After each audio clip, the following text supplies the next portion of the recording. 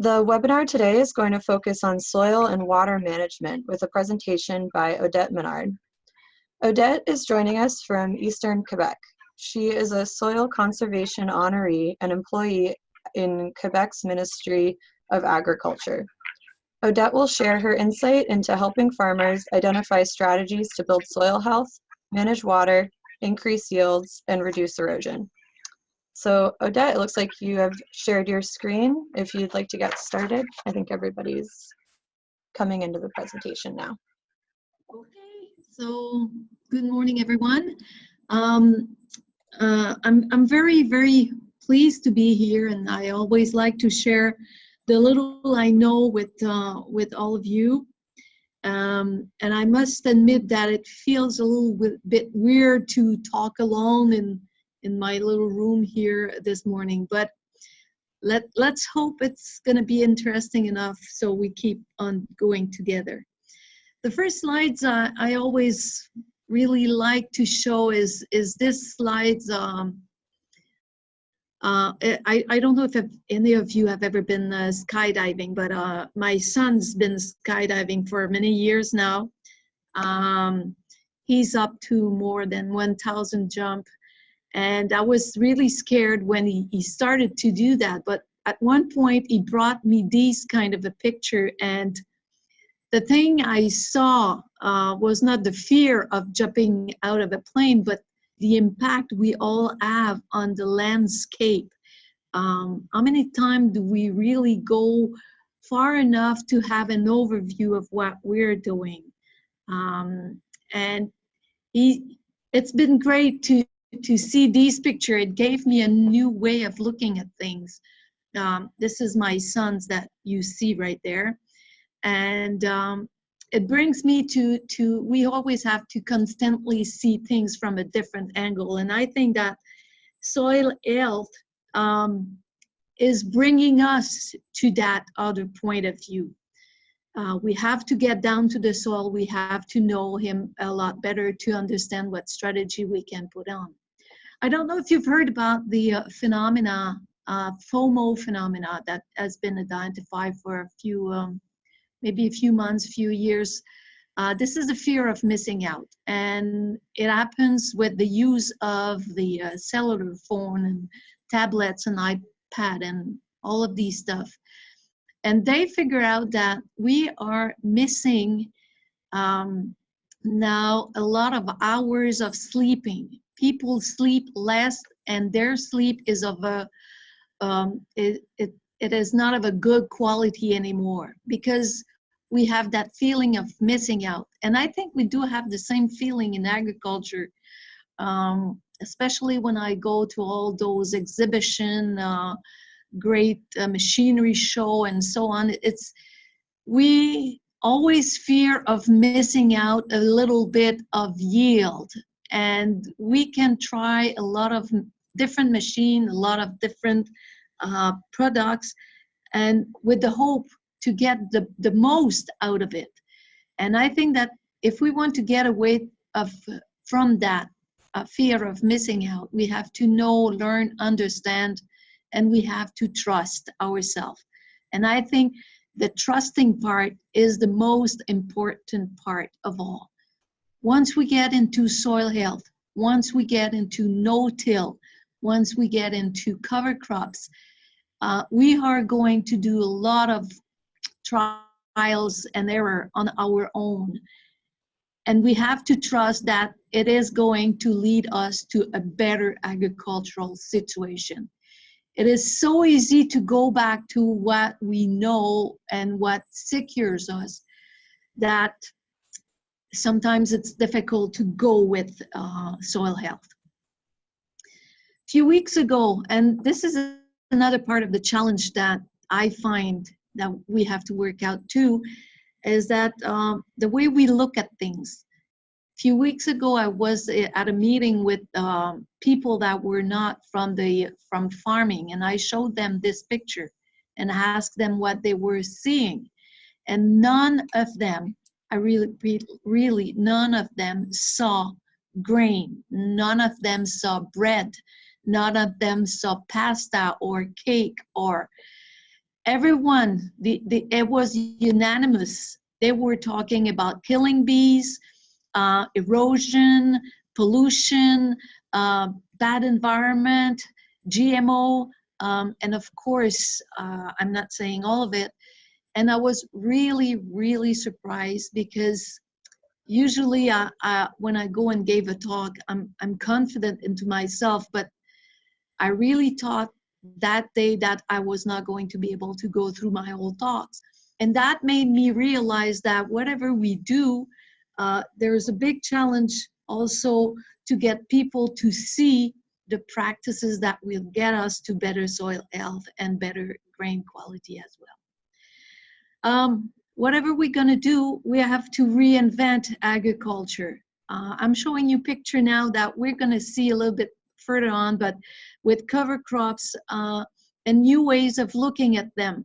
This is the same cover crop here and there, but we see that the strategy that we took gave a different results. And I'm sure that probably a lot of you are thinking that, this is not good for the corn.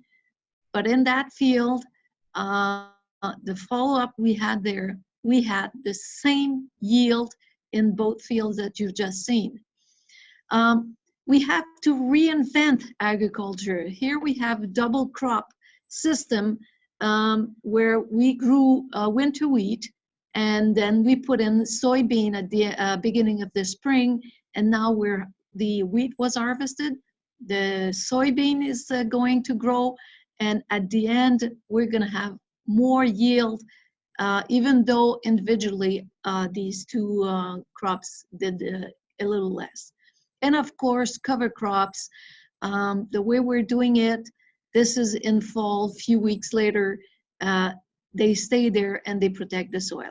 So let's get into it. Soil and water management. This is what we're going to be talking about. First of all, we've got to know the why, the how, the knowledge, and we've got to take time. Whatever we decide to do, we've got to take time. To get a healthy soil takes time. It is worth all of that time, but we have to realize that we cannot spin overnight from a less healthy to a very healthy soil. And lastly, we must have fun doing it. Whatever we do, we must have fun. We must be proud of what we're doing. A few weeks ago, I went to a talk and somebody brought that iceberg image, and I thought that I should put it back in my talks as well, because soil health really, this has a double meaning, right? What we see and what we don't see. And when we talk about soil health, it is especially true because most of the work we're going to be doing is underground. So we don't see what we're going to be doing. And it takes a lot of effort. People around us see the residue, they see different crops, they might not understand the difference between conventional, but it's double. They don't see what we're really doing because it's underground, and they don't see either all the effort and energy and sacrifice and hard work to get there. 7 steps to healthy soil. My whole talks will be in the next few slides, and then I'm going to start repeating myself. The first steps to healthy soil is to recognize the problem that we have. And most of all, the big problem that we have is an erosion problem. This is the first step, erosion. And the erosion is mainly caused because of a bad soil surface infiltration and also a bad soil surface cohesion. The way to manage that, the way to cure that, of course, it's through residue management. And to do that properly, we have to understand the impact on the soil of these residue that we leave on the soil. Of course, by leaving these residue on the soil, we're going to increase the infiltration and we're going to decrease significantly the erosion. But at the same time, we don't want to impact on the crop production. And the residue management we have to think about it through the states of the residues. What kind of residue? How big are we going to leave them? How are we going to break them? We have to look at the distribution as well. And we have to look at the amount of residue that we're going to be leaving on the soil. This is very important. And this is, of course, the top of the iceberg. This is what we see on top of the soil. But the big challenge, the part that we don't see in the work that we're going to be doing, the under part, the twice as much big and even bigger is what's going on in the soil. So we're getting with problems of infiltration in the soil, infiltration of the water, infiltration of the oxygen, and this is mainly due again to a cohesion problem, soil stability, structural stability, and of course it's related to compaction. And this is where we're going to get into soil management. And two things that we have to look with soil management. The first thing is we have to uncompact the soil. And this uncompaction will go through a change of practices and if needed, subsoiling. And we have to think about subsoiling. It's a big challenge to do a very, very good and efficient subsoil. And the second part of the soil management will be through improvement of the soil quality, soil health, and maintaining of that. And this will go through rotation and roots at all times. So the thing that we have to remember here, first of all, is I'm not going to talk about machinery. This is the very, very easy part. We have to understand and find the right strategies. And what we can see out of that is the first steps to healthy soils are in the diagnostic. We have to diagnose if there is a problem. And then the second step is to find the right strategy, the right, and again, these strategies are going to change in time. We're not adopting at the beginning the final strategy that we're going to put in mind. So let's go back and let's see what's going on. And well, of course, 7 steps to healthy soil. First one, erosion, infiltration, impact, the residue management, the amount of residue that we're going to have to leave on the soil, the change of practices, uncompaction, and rotation and roots at all times. This is the way I look at it now, the 7 steps to healthy soil. These are my 7 steps, and we're going to go through them in the next few minutes. Again, soil is in the center of our thinking. And for me, soil never goes without water management. And these two, they go with roots and soil life. And of course, the very big challenge is that in our system, in our agricultural system, there's a lot of data that we have to process. There's a lot of decision that we have to take, and we have to find a way to make it all work.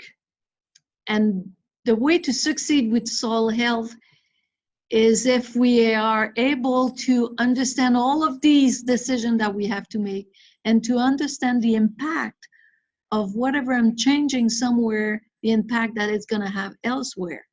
And the thing is, we have to get to keep in mind that everything goes through soil and water and soil life and roots. So let's start that. Erosion. We've all seen problems of erosion all over the place, all the time. We've seen the results of that erosion.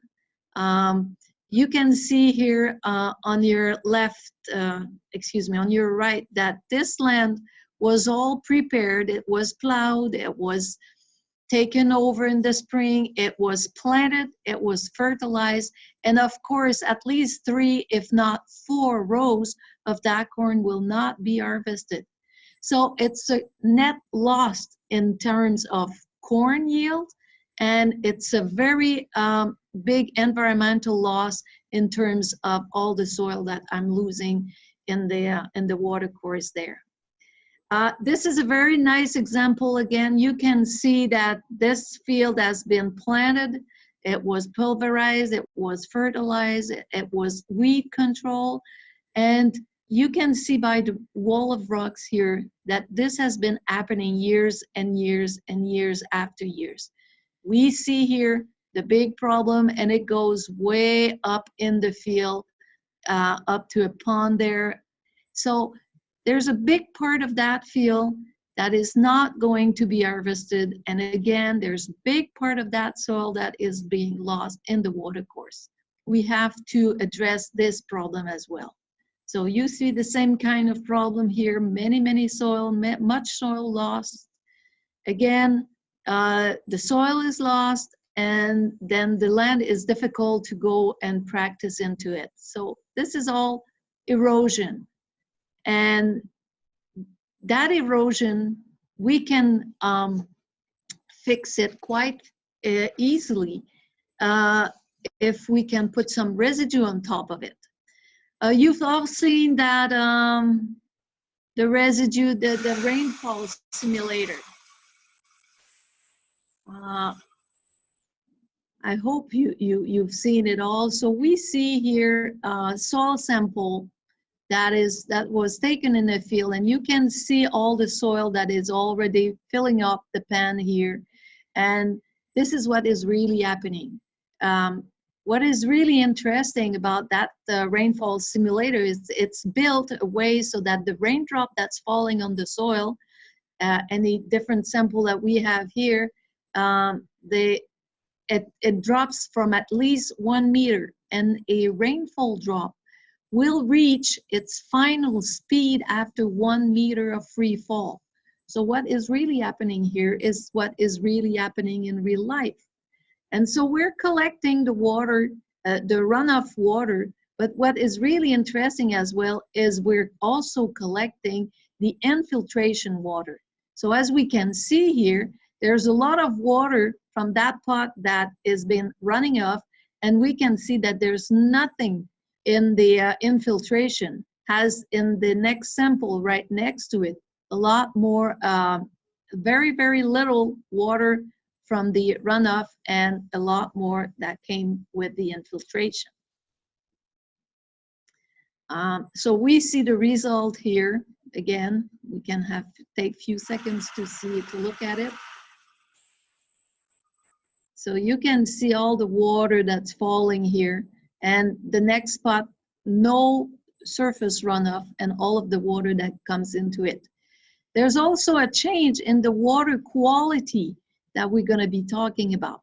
But when we look at these fields, one thing that we have to understand as well is that the water that is running out of the field here is not getting in the soil. And in these situations, up to 80%, a good 70 to 75% of all the rainfall will leave our field through surface runoff. It will get into the water course.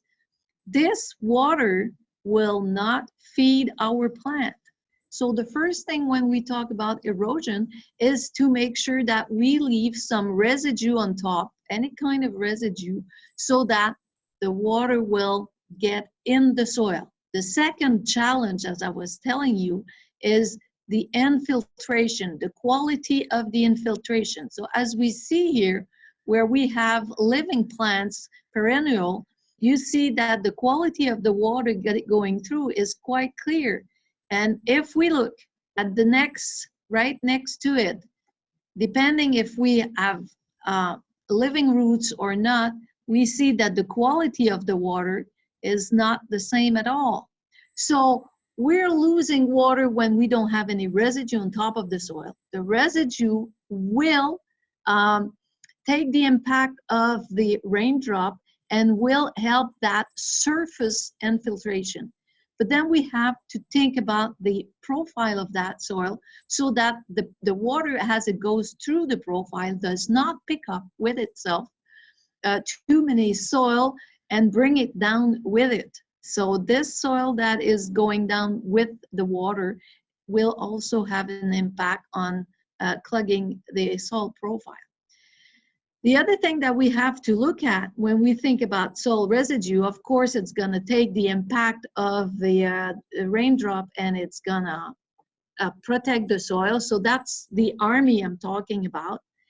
But we have to look at the impact on the soil itself.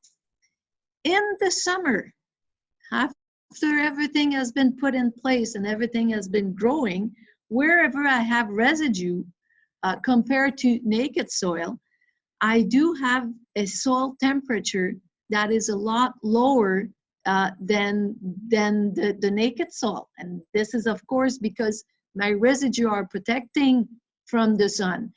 And it's going to protect from the crusting as well. But my main question is, what happened in the springtime? And this is a very important question that we have to ask ourselves. What is it going to be happening if I leave a very big amount of residue on top of the soil? Well, if my soil is not in good health, these residue are going to stop the sun from warming up my soil. See, what is long to get warm in the soil is the water in the soil. So if there is a lot of residue and my soil is not healthy, the infiltration is not good enough, then it's going to take longer to warm up the soil, and then I'm going to have problem with the springtime. So the first step is not to say I'm going to leave residue so I'm going to avoid any erosion, is how much residue can I leave on top of the soil and not harm the warming state at the springtime. So you see here a different temperature of 8 degrees between the conventional tillage on one side and the no-till and cover crop on the other side. And this is the same temperature outside. Who's going to take care of these amount of residue? Of course, I cannot go by without talking a little about earthworms. The first thing that we saw happening as we left some residue on top of the soil was the earthworm population getting a lot bigger.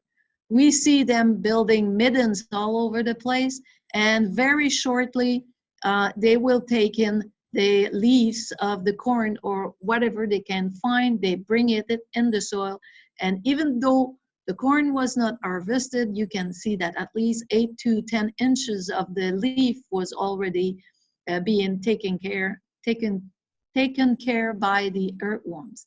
We see the same thing with soybean residue, and if we count them, we can see that within a meter of soil, a meter square of soil surface, we found 12 middens per 10 square foot. The anisect earthworm are the ones that are building little houses.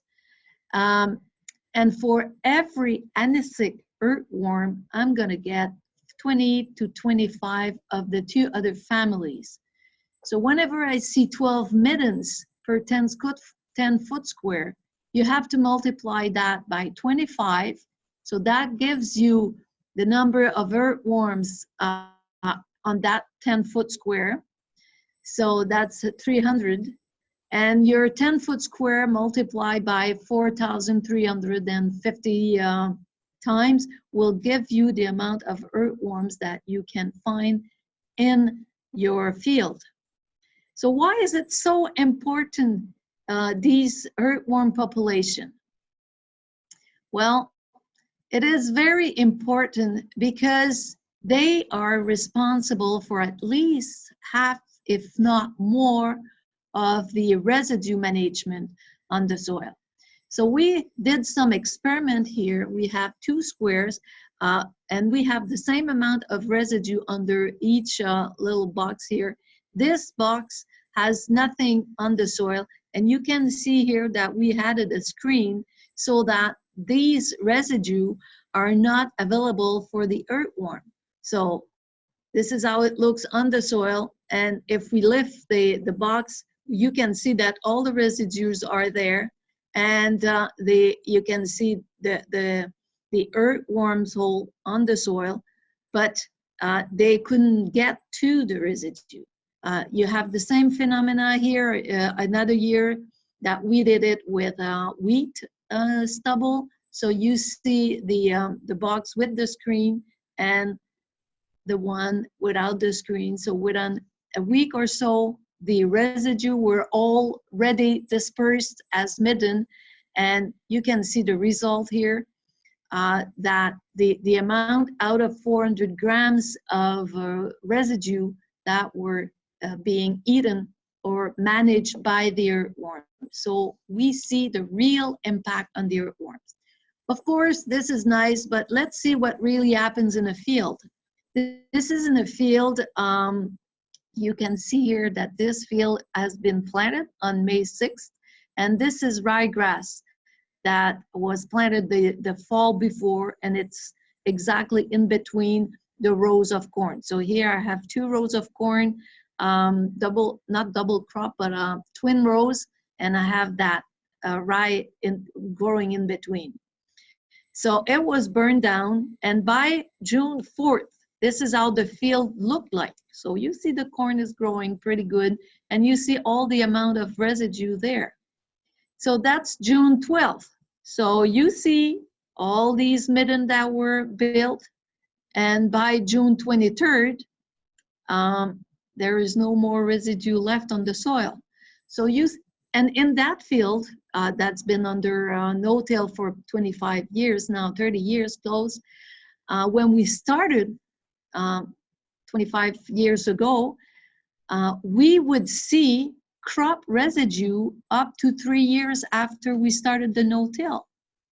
But now in that same field, you can see that by June 23rd, there's nothing left on the soil. So that's all only to say that if your earthworm population are not there, really we have to build it before we get into real heavy no-till, before we get into very heavy residue cover. So that's the first step.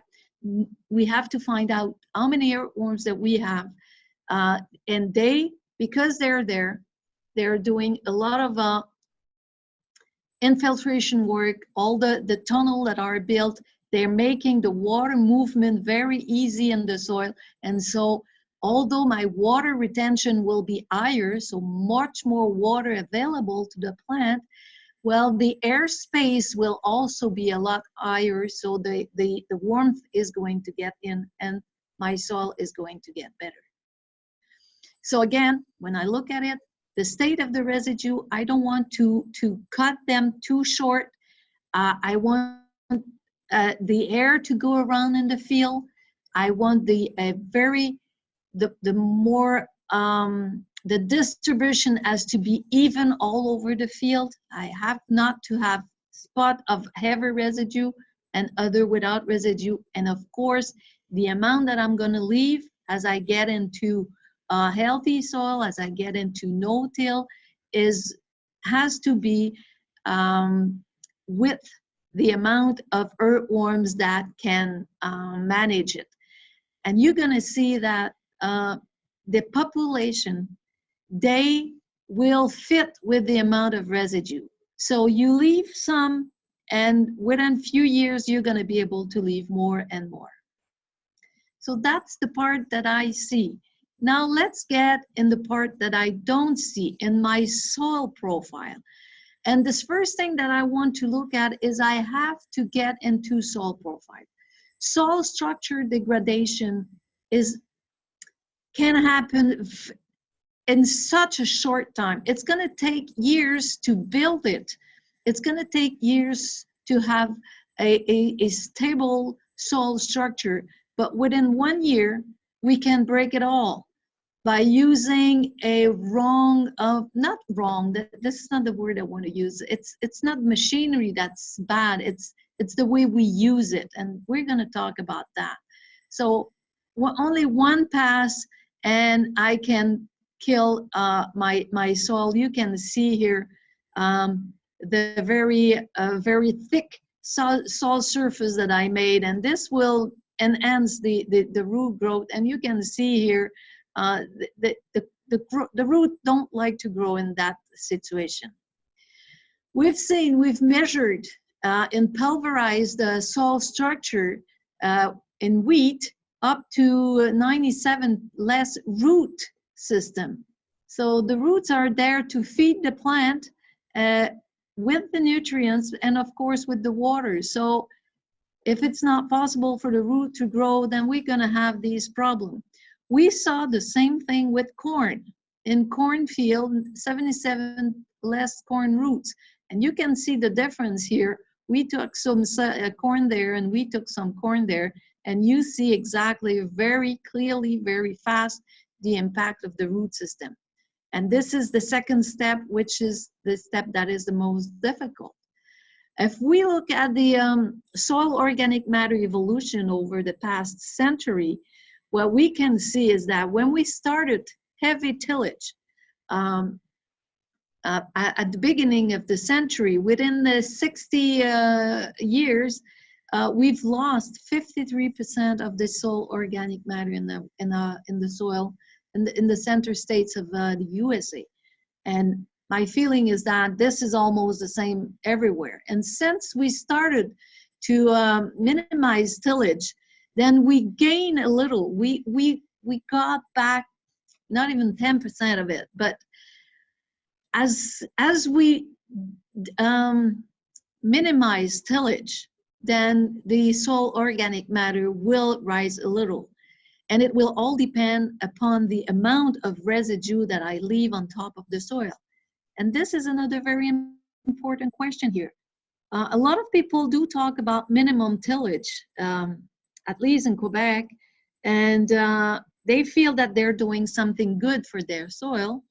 But at the same time, we should not talk about minimum tillage, but we should talk about the amount of residue that we leave on top of the soil. If I use a chisel or a disc, and after after I went through the field, there's no residue left on top, it doesn't have any impact on soil organic matter. If we want to increase the soil organic matter in the soil, the very good soil organic matter needed to have a healthy soil, these residue has to stay on top of the soil. So we have here, from left to right, a very healthy soil. And you can see that if you look at the evolution of that healthy soil, maybe we look at from the beginning of the century, and we've been using a lot of the moldboard plow, that the soil profile has very decreased a lot. These yield loss are caused by profile structure aeration, short rotation with mainly grasses, inefficient manure spreading. I've shown you that spreader, a low pH and microbial activity. And it will enhance humidity and water stresses. A lot less water will get in the soil at your right. And once it's in the soil, a lot less will stay in the soil as compared to the healthy soil. Variety in cultivar, rotation, tillage, compaction. So we have to know what we're doing. Excessive tillage, excessive weight per axle. I told you that just a bit before, 85% of the water can be lost through surface runoff. If we look a bit at numbers, these are numbers that we've been calculated in Quebec, and I'm pretty confident we can compare. This is in a hay operation. We took a group of farmers, and the mean yield was 5.6. the producers that had the less yield were at 4.5, and the one that were the best had 6.5. So 45% more. There was a 45% difference between the best and the worst, if I can say. But if we look at it also from the cost of it, what we see is the one that had the less yield. We're using a lot more tractors, we're using a lot more equipment, and we're using a lot more supplies as fertilizers and herbicides and whatever they needed. So not only did they get 2 tons less, but it cost them $500 more to produce to produce on the same land area. So this tells us that the leader, they work with healthier soil, and they have healthier soil because they use less stuff on their soil. We've done also some study. We wanted to look at the impact of fertilization on wheat yield. And what happened is that in the plowed field, we needed to put nitrogen to get a 2.9 tons per hectare again of wheat yield. And as we got to very healthy soil, not only there was no difference between with or without N input, but we got, excuse me, 4.2 tons without any nitrogen input. So you can see here 2.9 to 4.2. So I think that this graph really shows that healthy soil are really worth working for it. The challenge, of course, is to get from this plowed soil to this soil, and we have to make sure that this takes time.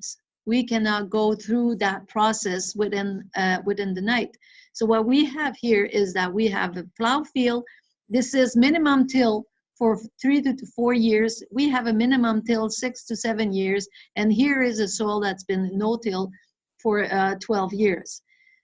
This experiment, these trials were made about 12 years ago, and at that time we were not yet into cover crops. And so I really have a good feeling that if we had put cover crops with the minimum till this 12-year span will be shortened. Another thing that we've been doing is the optimum economical nitrogen rate. So over the past 20 years, we've been looking at what was going on with nitrogen in corn production. And what we've seen is we've cut down. In Quebec here, the recommendation is 170 nitrogen unit per hectare. And so we split the group in two, the one that we're using more than 170 and the one that we're using less than 170 nitrogen unit. And what we saw over time is that the average was twice as much if we compare the two groups, but yet over time, but yet the yield was exactly the same or very, very close. So even though this group was using half as much nitrogen, they would get the same yield.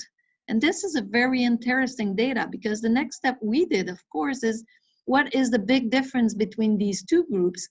And the big difference between these two groups are in the rotation, the organic matter input, the soil compaction, and the full season cultivar.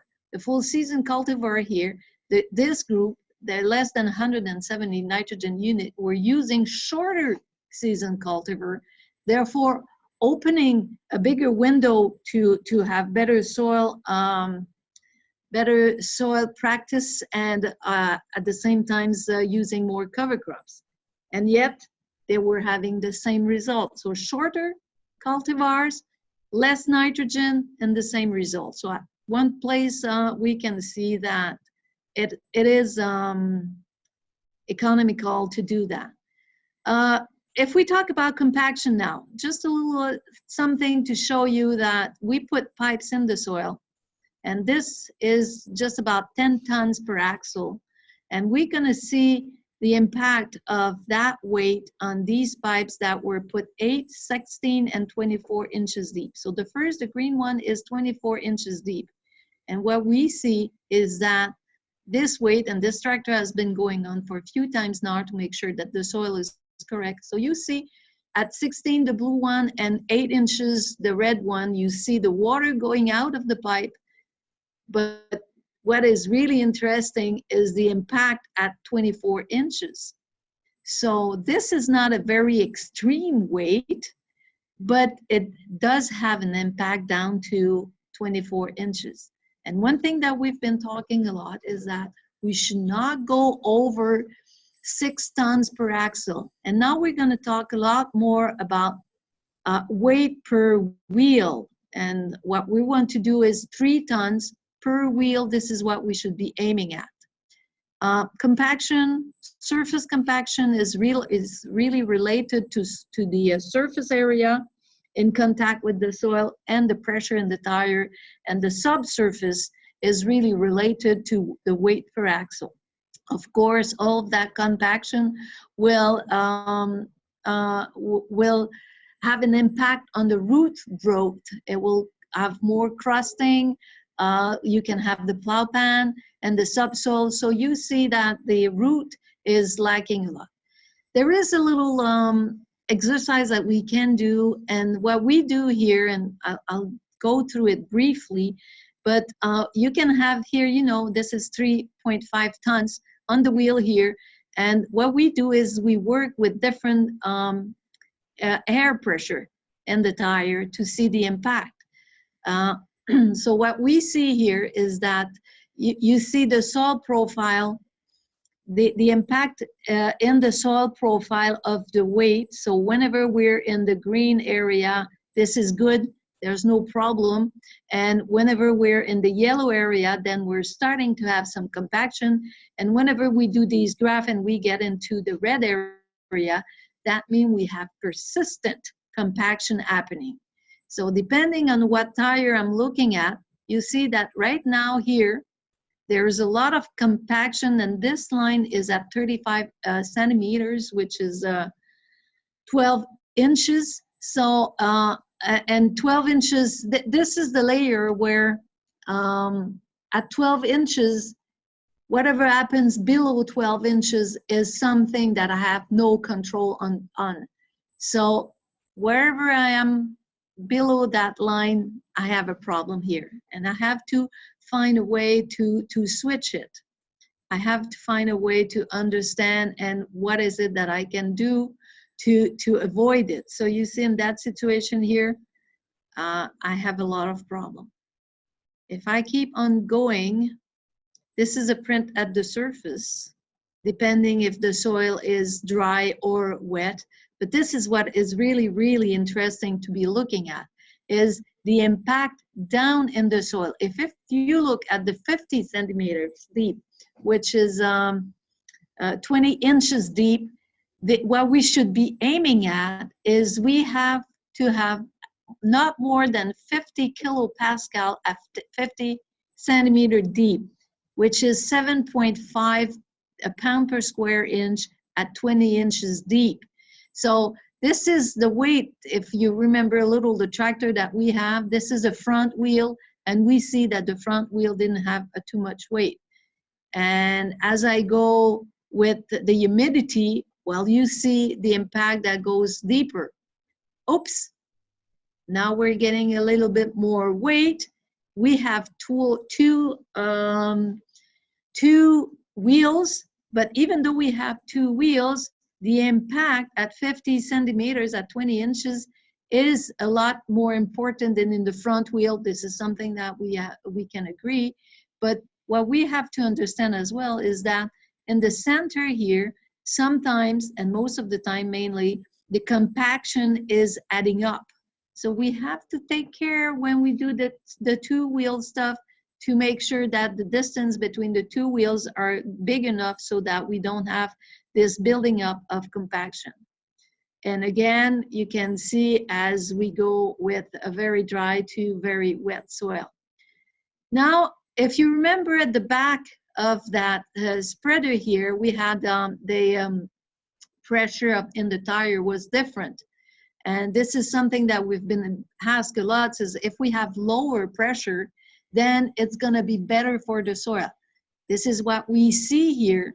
It is better at the surface of the soil. We see an improvement at the surface of the soil. But at 50 centimeters, well, we're still here at about 100 kilopascal, which is 14 psi, and we're probably here at about 85. So we're way too much pressure in the soil profile. And so the only way that we can avoid that is by lowering the weight on these axle. So you have the same feeling. The weight was bigger at the end. Soil structure and infiltration. What happens in the water in these soil? So you have the soil that concentrate on top because there's no space for the soil to get in the soil, increasing the water surface runoff. What we have here is that not only that we don't have any surface runoff, but we're gonna have a lot more water getting in the soil. The soil capacity will be increased. The wilting point will be later in time. And of course, when there's gonna be a rain, it's gonna be a lot more efficient for the plant.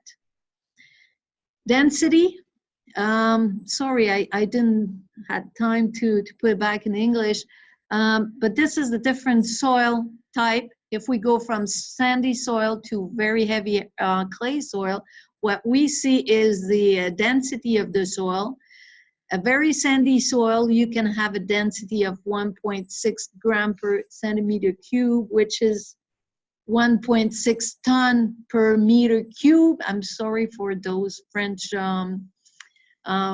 data, but it gives you a pretty good idea. But what we have to remember is this here is telling us that at this density, the root is an ants. And if I get to the third column here, at this density, the root are not growing anymore. And so if we want to play a little around and we go and see our soil density, well, we see that in sandy soil at 1.6, this is perfect. But in clay soil at 1.6, the roots are not growing anymore.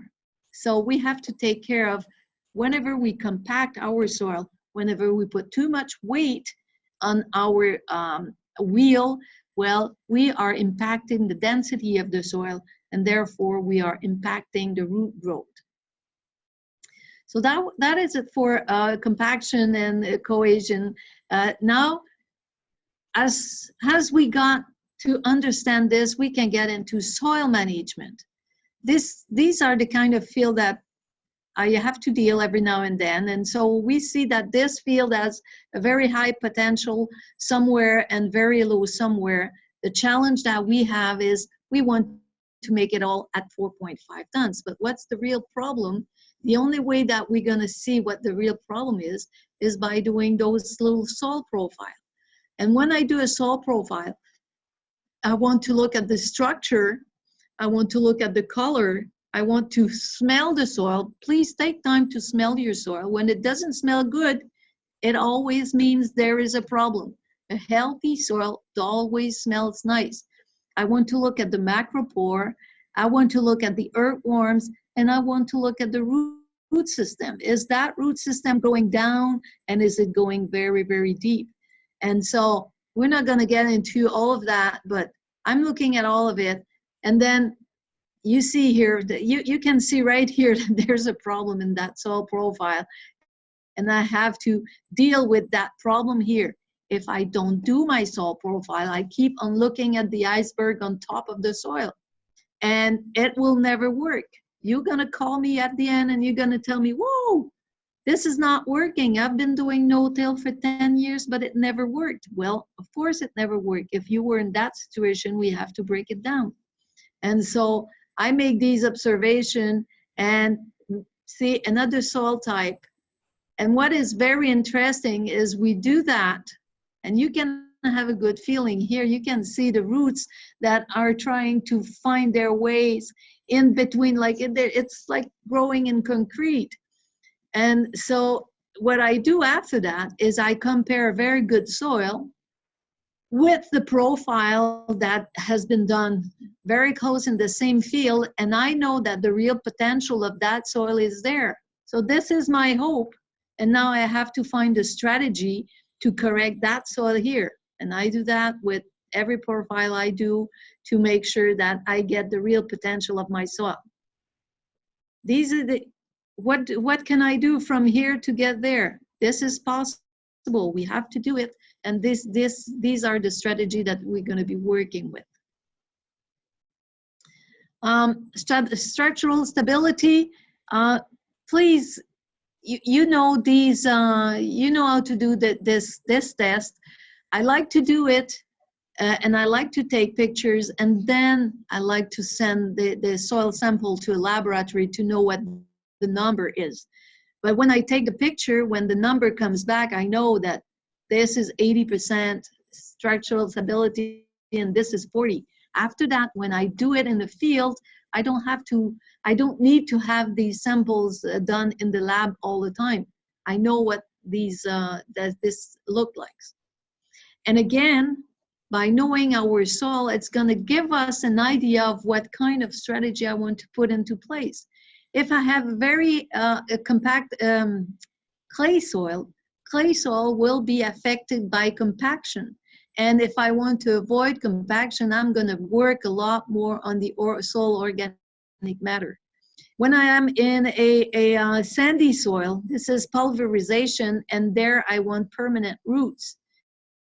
And when I am in the middle soil, which name is not in my mind right now, well, this is where I'm going to have a lot more crusting, and I will replace tillage there by biology. Of course, I'm working with all of that all the time, but in clay soil, I'm looking at organic matter and so on. So I have to change the way I'm doing things, and I have to understand this way to make sure that I have the proper strategy. I do have to reduce the tillage. I do have to increase the residue cover. It's not the tillage as much as increasing with time the residue cover on top of the soil and adding up these cover crops. And by doing this combination, and this is really the key here, increasing with respect to the amount of earthworm population able to deal with the residue, and adding up the cover crops that will fill the soil, we will improve the physics and the biology of our soil. This is the main project. The chemical, there's no problem there. I don't look at chemical anymore. I'm not working with soil analysis anymore. I'm working with the soil profile.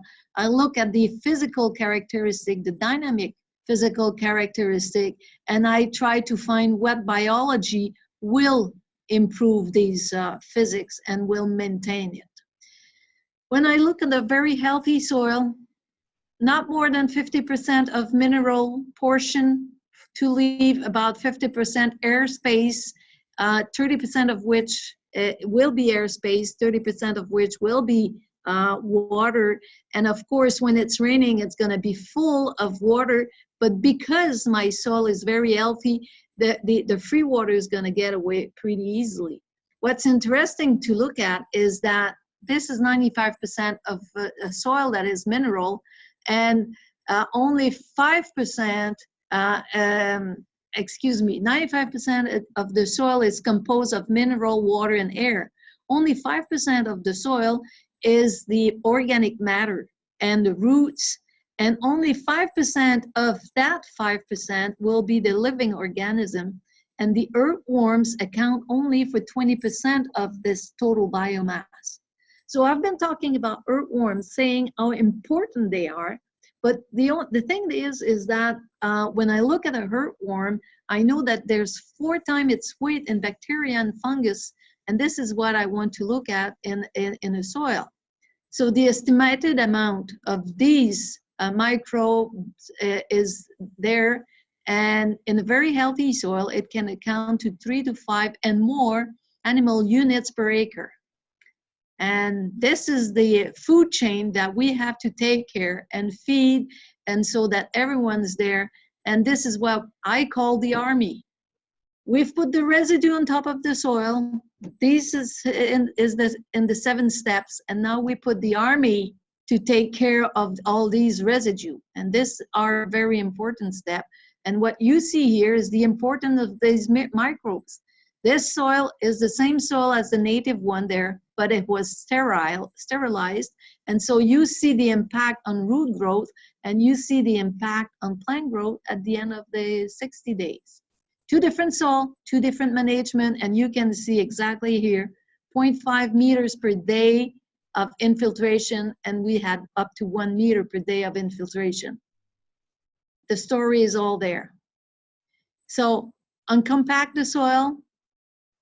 Be careful, subsoiling is very interesting. We have to subsoil at the right depth and at the right humidity level. Sometimes when subsoiling is needed, I suggest to my client, the producers I'm working with, that this summer we're going to do only subsoiling. We're going to feed the soil, we're going to put cover crops, but we're not going to harvest anything to make sure that the subsoil is made at the right depth and at the right humidity level, because I want the subsoil to break the soil evenly. This is a very nice instrument.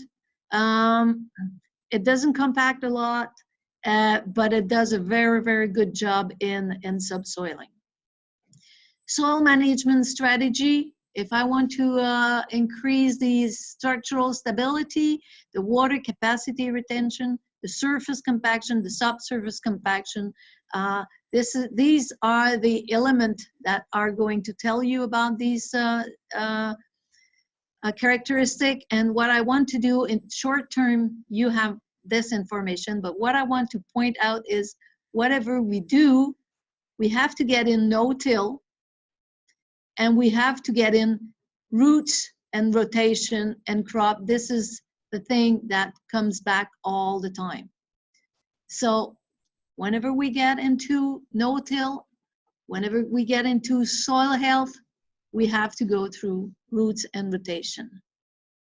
So let's get to that point now, improve and maintain. Cover crops is probably the easiest step to start with.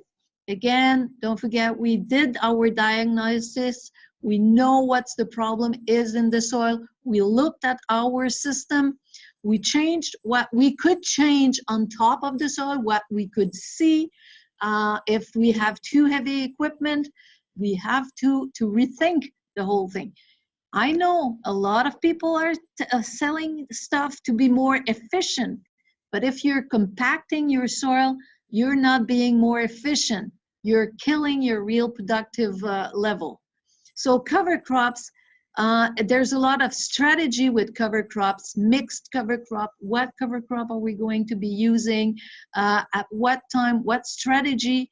Here we have a very nice radish, and you see that someone lives right around it. And what is very interesting here, and I like to show it, is that this radish, the root system, they all do that, right? You get the roots in the soil, and as the root gets in the soil, it's pulling out the soil.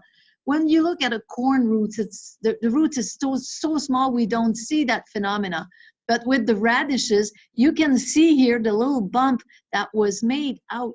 So as your soil is getting very healthy, this big roots is able to go deeper, and as it goes deeper, well, it moves a lot more soil on top at the surface. So it has a very good impact on compaction. It does lessen the compaction, but at the same time, to be efficient with respect to compaction, it has to be grown in uncompacted soil.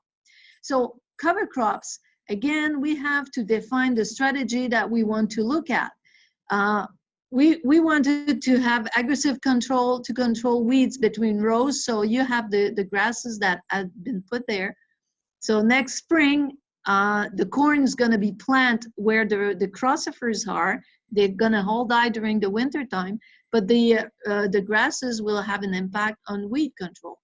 So we've got to define the objective. Don't get into cover crops just because, well, if you do it because it looks good, but this is an objective, but please, what is it that you want to do with these cover crops?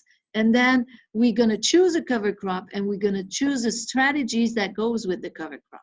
So for example, here on this side, we want to have cover crops that will not leave too much residue so that the soil will warm easily in the spring.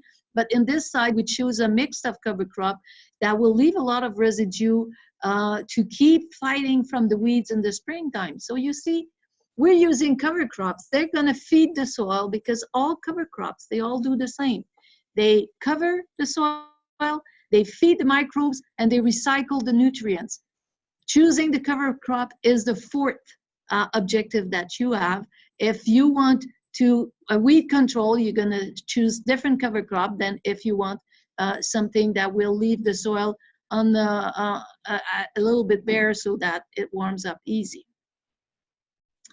And of course, we want to colonize the aerial space. We can choose plants for tutoring. We choose legume for nitrogen. We choose crucifer to catch the nitrogen. We choose the grasses to structure the soil, and all of the others for diversity and colors and bee feeding and so on. So this is a strategy to be think of as we go into cover crop.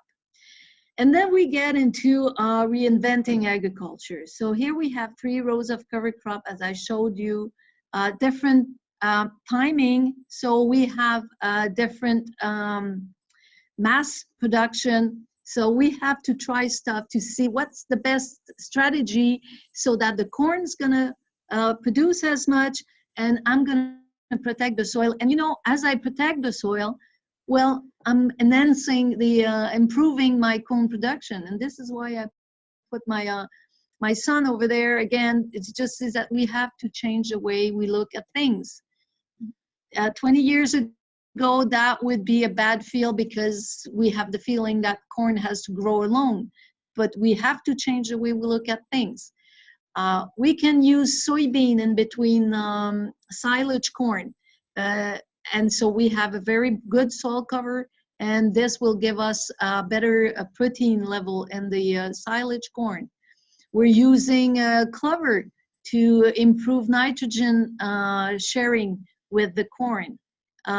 Here we have buckwheat, and if you look here, there's soybean below the buckwheat, and then we're going to be harvesting the two together. And at the bottom of it was also planted, some clover was planted. So just about a week after the harvest was done, the soil is already been covered, and the root system is there. So again, you see some soybean into corn silage, and that's what it looks afterwards. The soybean that was harvested was good, but the one that's left there is still a good thing because it's going to feed the soil. Here you have what I talked to you about at the beginning.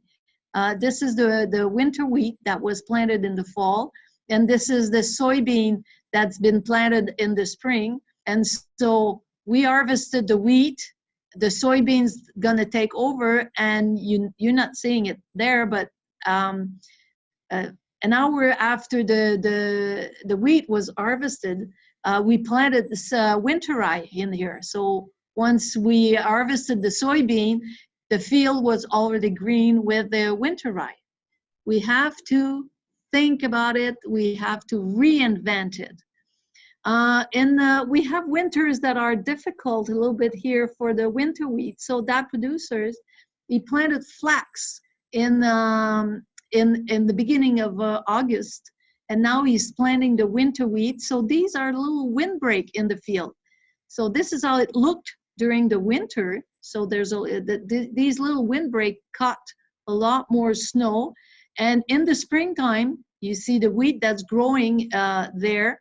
You see the leftovers of the flax from the beginning year.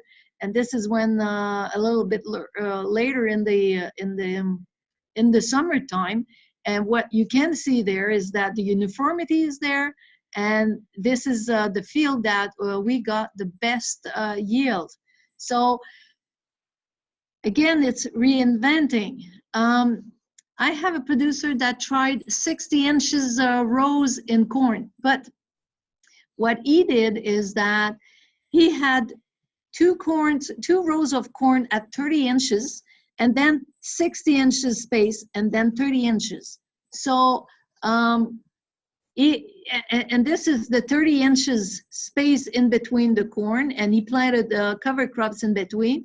And so here you have the corn, the rows right next to the 30 inches, because it's like 30 inch, 60 inch, 30 inch, 60 inch. And you can see here the growth of the cover crops that are a lot better where there were 60 inches.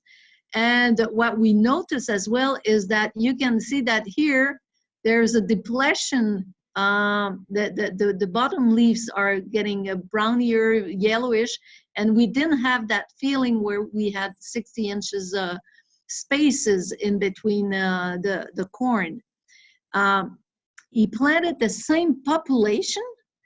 Well, the thing is, if you look at the field, it's like 66% of the field was planted.